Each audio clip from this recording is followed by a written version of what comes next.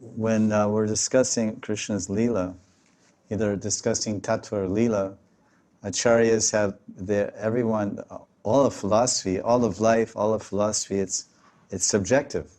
It's the individual's viewpoint based on his realizations, experiences, and shastra.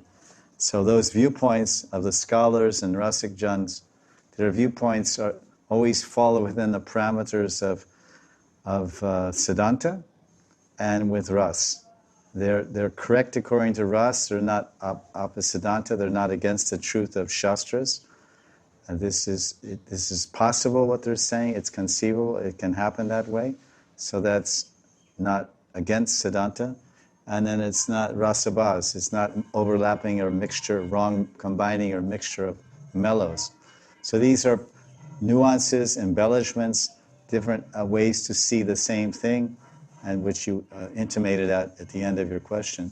You answered your own question, which is what I'm repeating, is that Vishwanath is seeing that Radharani is sending Krishna away, not on one level, because she, on the secondary level, why Radharani sends Krishna out of the kunj after she's enjoying with him immensely, and he's being satisfied completely. She sends, oh, my other Sakhis must be missing Krishna. They want to serve him. They want to please him. So then, out of her love for them and her compassion for them, she sends Krishna. And that's generally what you see in the Srimad Bhagavatam or other, even Govinda Lilamrita, other scriptures, and acharyas like Krishna's Kaviraj, etc. They explain it like that. Now, Vishwanath, in his commentary in Ujjwala Nilamani, we just heard chapter 4, verse whatever it was, 24, 5, whatever.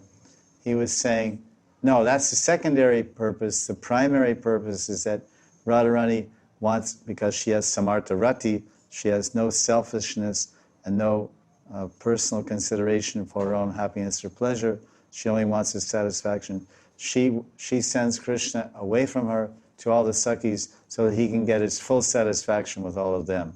But all our other acharyas say that when Radharani does that, and Krishna goes and samples all those other flower-like gopis and drinks the nectar of their flower-like faces, you know, the dewy flower face, and the gulab flower face, and the kadamba flower face, and the mogra flower face, and the jasmine flower face.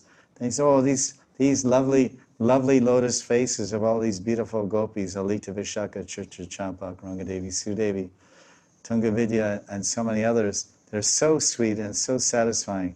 But actually, after I've gone to them all on Radharani's request, I am very satisfied, but I'm going back to that lotus. So Radharani is a Prem Padma Bandhu. She is a Prem Sahasra Padma. There may be so many lotuses and so many flowers, but there's only one lotus. It's known as Sahasra Padma. It has 1,000 petals and 1,000 petals and 1,000 more petals. And each petal is a different bhav and a different way and means to please Krishna.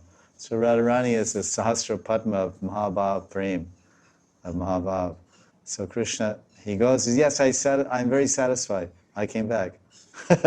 So if he's so satisfied, why did he just, okay, I have my full. You go to the ice cream parlor, eat 2 kilos, and you can't eat more, you go home. You go sleep. You don't keep eating till you die.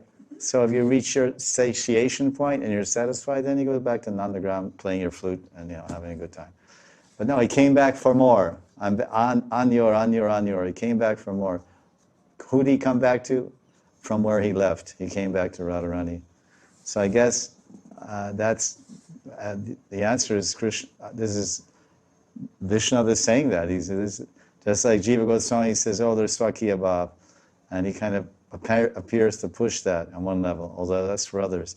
And Vishwanath in his own commentary says, no, Jiva Goswami says this, but it's not like this. It's Parakiya Bhav here in this world and Parakiya Bhav in that world. And so it's a viewpoint.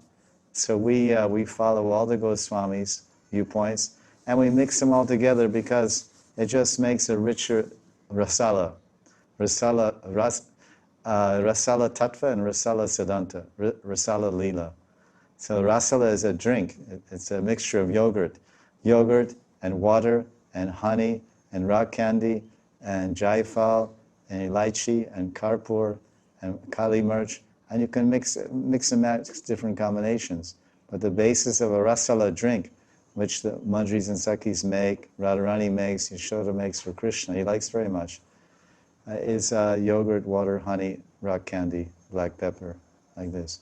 And sometimes you have jaifal, or you can have elaichi, or different keshar. It depends on the season.